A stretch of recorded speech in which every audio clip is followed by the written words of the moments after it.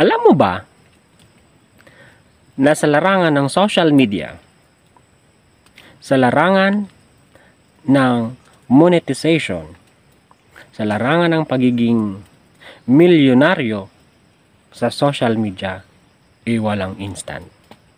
Instant. Ang pagsahod ng malaki sa social media ay hindi madalian.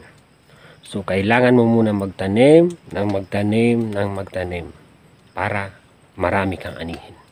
So, ang ibig sabihin, kailangan mo munang gumawa ng magagandang videos, magagandang content, maraming videos, maraming content. Diba?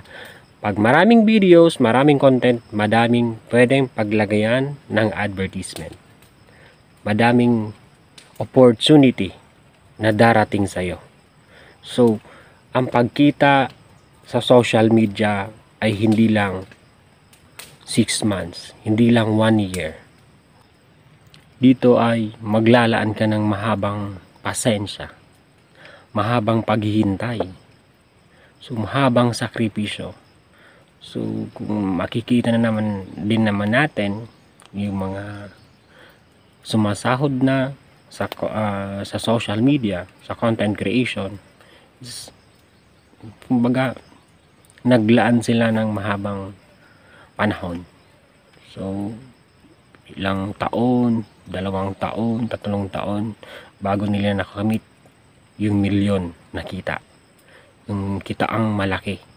So, walang instant, so nagsakripisyo muna sila, naglaan muna sila ng mahabang oras,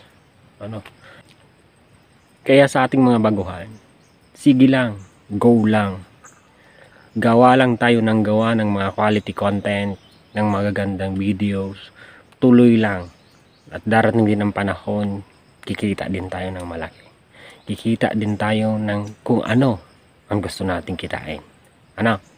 Tuloy lang, laban lang.